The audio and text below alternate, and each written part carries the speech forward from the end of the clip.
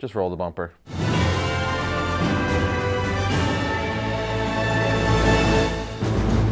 Getting right into it, the first episode of Titans is officially up on the DC Universe streaming service. I watched it first thing this morning, and now I'm here to give you guys my spoiler-free thoughts. But I'm gonna be 100% honest with you guys, I don't know what I think of the show yet, because I've only seen the pilot and it was very much a slow burn. They basically just give you lots of questions and no answers. I will say, as far as tone goes, it's pretty dark, which is what I was worried about. I have no idea why the live-action DC universe, minus the CW shows obviously, are scared of smiling. And you know what's really annoying? DC and Warner Brothers are well aware it's a problem. They even freaking made a joke about it in the Harley Quinn animated show teaser. I thought we were supposed to make a show that was like super gritty and bleak and depressing. You know, like a DC thing. Don't get me wrong, it seems like the DCEU is trying to correct that going forward. In fact, Shazam seems like a ton of fun, and in the new 5-minute Aquaman trailer, you could see they're lightening things up a bunch and not being so serious. By the way, that new Aquaman trailer is amazing. I wasn't digging the first trailer too much, but this new one,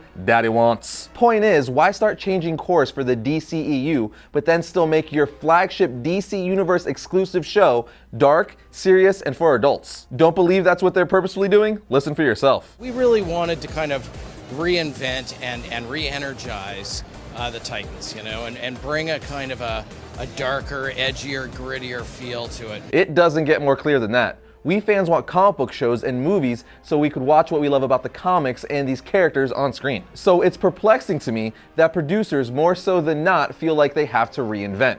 Which, don't get me wrong, that's completely fine as long as you keep the heart, soul, and the core fundamentals of why we all love these characters in the first place. And the Teen Titans aren't dark or gritty in the comics, nor are the Titans like that in the comics. I'm not saying they're a super G-rated team, nor would I want them to be, but what I am saying is you can make a good story and show without being so bleak and serious. Like crack a smile, show the sun. Dark and serious 24/7 does not equal cool. Now, if the character or characters calls for that, like the Punisher, the Watchmen, Spawn, and so on, then by all means, because that's what the characters are and why we like them. DC and Warner Brothers are well aware that the majority of fans didn't like where the tone or direction of the DCEU was going. So they're starting to change that. But if you're aware of that, then why are you continuing to do it with your DC Universe flagship show? One of my biggest gripes lately is this whole let's make it dark and serious, then people will love it. And that's not true. People only love it if that's what the character calls for. Stick to the source material. A perfect example would be, imagine if they took Spider-Man, who's very lighthearted and fun, and then made him super edgy and rated R.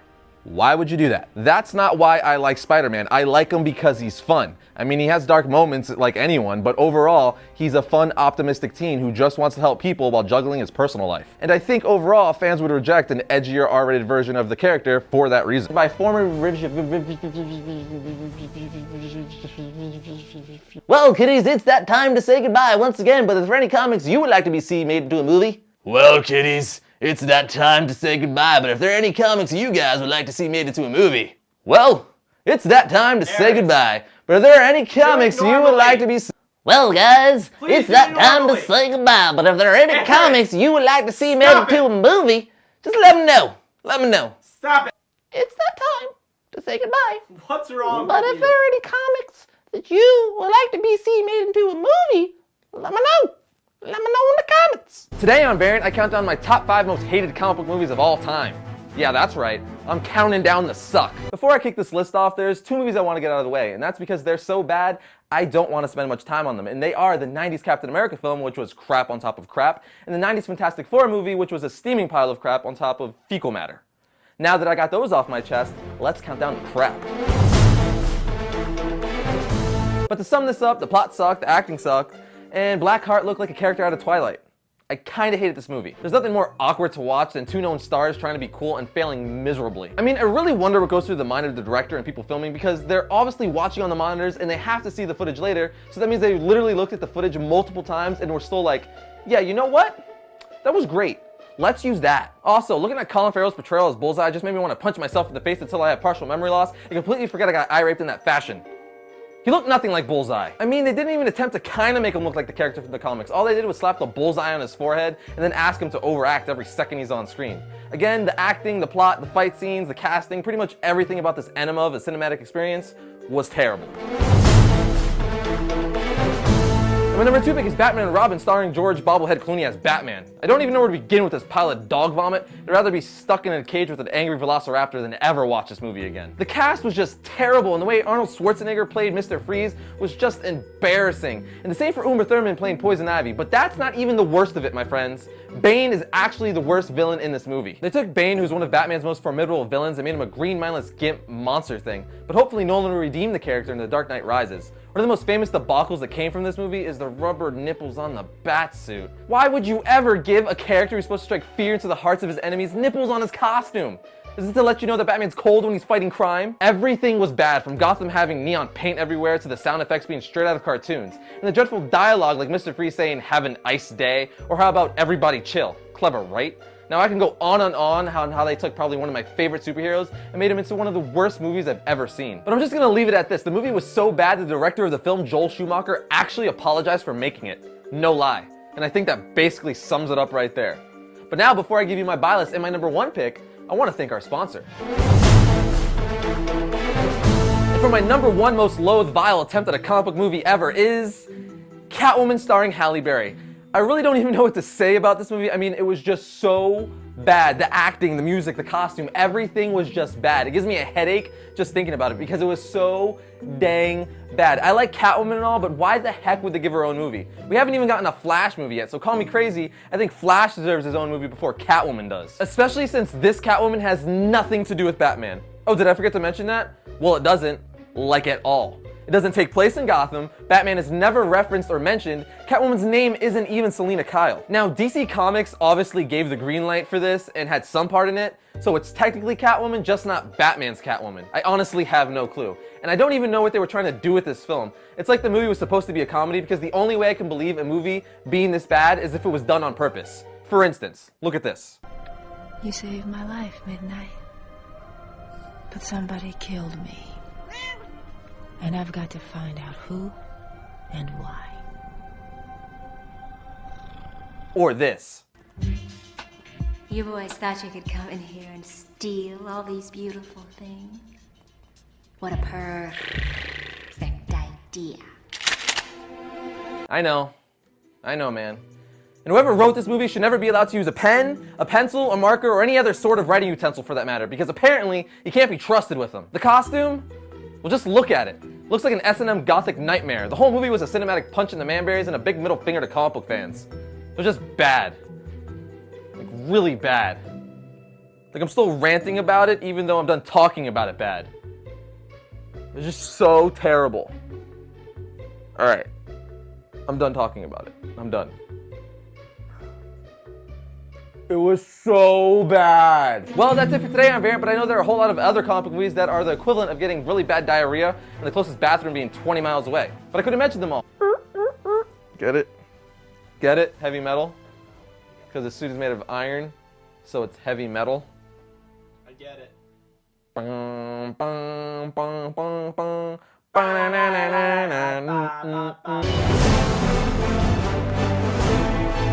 So now you're wondering where's Eris, and to that I say, who f***ing cares? Batman's taken over this with the top 3 most scariest horror movies you will ever behold. Let's start with number 3. My number 3 most horrifying feature I've ever seen is a little cinematic pleasure called Fangs. This thing is terrifying. Made in the early 2000s, it's about a bunch of genetically advanced bats that are eating people. I feel like this film is where I live because I go to a cave where there's like thousands of bats and now I'm like, oh my god, you know, this thing eats a dog. It eats a dog. You're gonna tell me that's not scary? Yeah, right. You're a liar and I'm a testifier. This movie has some of the best cinematography, some of the best acting, and some of the best writing I've ever seen in the horror-matic cinema. Pretty much ever. Pretty much ever. Number 2, Never Say Never, the Justin Bieber movie. This thing is terrifying. You thought that... Movie. What? It's not a horror movie. What? That music is chilling to the bone. How is that not a horror movie? I actually think it's a documentary. of horror and terror. No. This movie's so scary because you're like, there is no way in hell the world would accept this tone-deaf midget as a singer. You're like, this would now, in what world? It is chilling. It's so scary that, my friends, wear a diaper because you will yourself at the possibilities that this could be real. My number one most terrifying movie is Batman and Robin, starring some cheap knockoff of me. This thing, it's a snuff film of the mind. It's terrible. I don't know who directed it, but I'm assuming it's a masochistic version of Hitler. Probably someone who came from hell, a spawn of the underworld that dug his way up to grab a camera and film something to hurt me for no reason. I don't even know you. Why would you make that movie? Have you seen it? It is probably the worst movie I've ever seen. Nipples! I don't have nipples! I don't want to do this anymore. I don't want to do it. I don't want to do it anymore.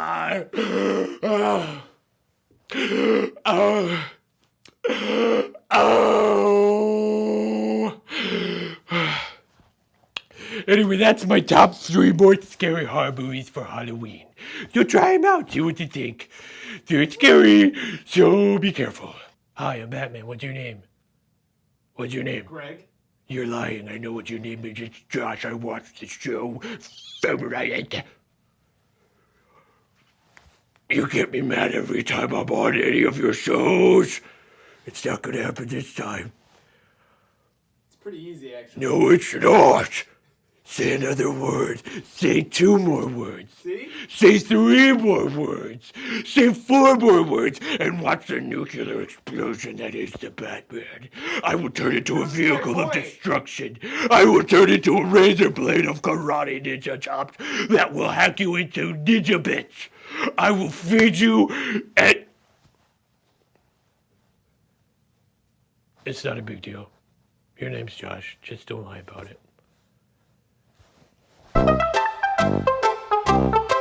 I want to be healthy, but I'm way too busy to get to the store and buy ingredients to make what? You mean lazy? I am not lazy. I have a lot of editing going on. I want to get a month. I want to be healthy, but I am way too busy to go to the store to get all the ingredients to make a nutritious and delicious smoothie. Enter Daily Harvest.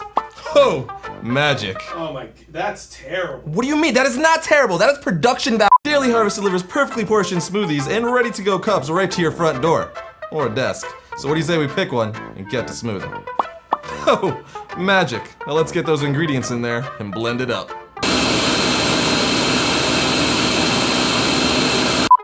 It's so easy. Man, delicious. Almost like it was made from a team of chefs and nutritionists. The issue starts off with the unthinkable. Are you really drinking while I'm trying to read? Slurping? Really? We're gonna do that again. They say comics are for kids. People don't like Spider-Man. They just don't like him. He's just trying to go. Enemy of the people.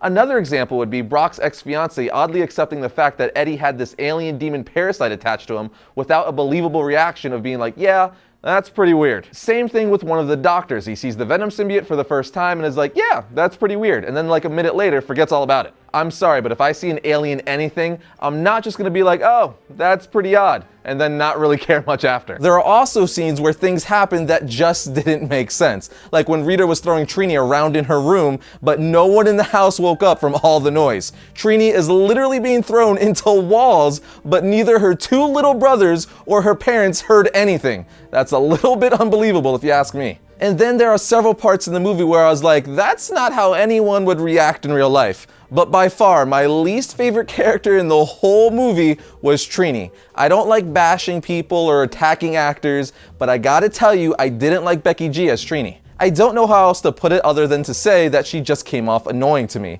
Remember how I was talking about all the melodramatics? Well, most of it came from her. I'm sure she's an awesome person in real life. I just didn't like her portrayal of Trini. And a lot of that has to do with the writing as well. What the hell, Joker? First the killing joke, now this? Joker really hates Gordon no matter what Earth he's from. That's kind of Halloween is the only time of year where I'll expand my horizons and check out some new ones. That's kind of a problem for me too, because my wife hates scary movies. She hates horror movies. Oh yeah. So I can't watch them with her. Meaning, if I want to watch them, I have to, do it in the living room or somewhere else. She doesn't even like to hear them because it creeps her out. Yeah. So she's like, if I can't sleep tonight, I'm keeping you up with me. So if you want to see people get their guts hacked out, you go in the other room. So it makes it a little harder, but yeah, I still enjoy them a lot. So maybe I'll watch them with your wife, and then you can hang out with my wife. We'll do a wife swap. Wife swap. That sounded really weird for the first episode. Really we apologize. But it is funny that how we contrast that way. Yeah, totally. That's but really we've talked funny. about several times. It's almost like we're the exact same couples in reverse. Yes, in a lot of ways. That's really funny. Yeah. Also, from a comic book perspective, this version of Harley Quinn is definitely that new 52 / rebirth era of Harley Quinn, which Jimmy Palmiotti and Amanda Conner kicked off. So much so, we even see her beaver in this film, and no, that is not a sexual innuendo. She quite literally has a stuffed beaver in the film. Somehow, I feel like saying stuffed beaver made that worse. You guys know what I'm talking about. But now you guys might be saying, Eris, you still haven't talked about all the other characters that are in the film. And there's a reason for that. Because characters like Huntress, Black Canary, Cassandra Kane, Renee Montoya, I wasn't that big of a fan of. Now, I'm all down for changing characters for live action and movies and stuff. Sure, you have to keep like the core roots and foundation, but I'm down for them changing things here and there to fit their narrative, as long as it's for the better. And I just didn't feel that several of the changes for these characters were for the better. Let's start with Renee Montoya. Now, I grew up with this character, especially from Batman the Animated Series, and then even in the comics. She becomes the second question.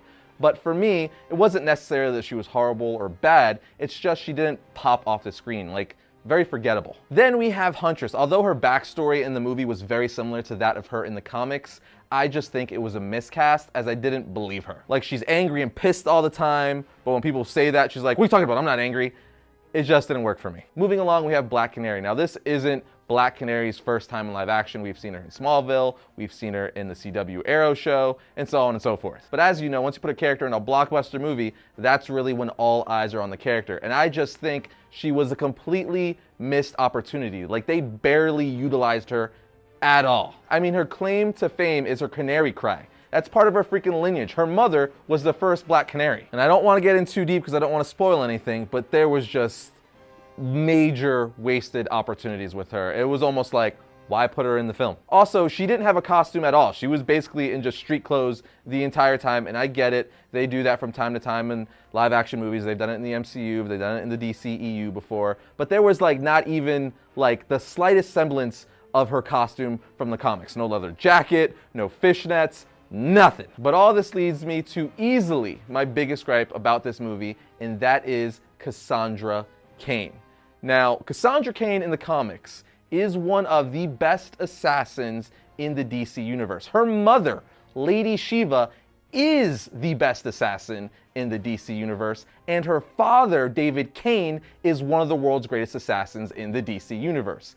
Yet somehow, in this movie, Cassandra Kane doesn't even know how to throw a punch. Literally in the movie, they reduced Cassandra Kane, one of the most badass female characters in the DC universe, to a foster kid and a pickpocket. It's really weird to me, considering this women's empowerment movement that's going on right now in movies and TV and all of media, that they took a powerful female character from the comics and just made her a common thief. Again, she's the second Batgirl in the comics. She eventually becomes Black Bat and then gives the mantle of Batgirl to Stephanie Brown and then becomes Orphan. She's a beast. Why?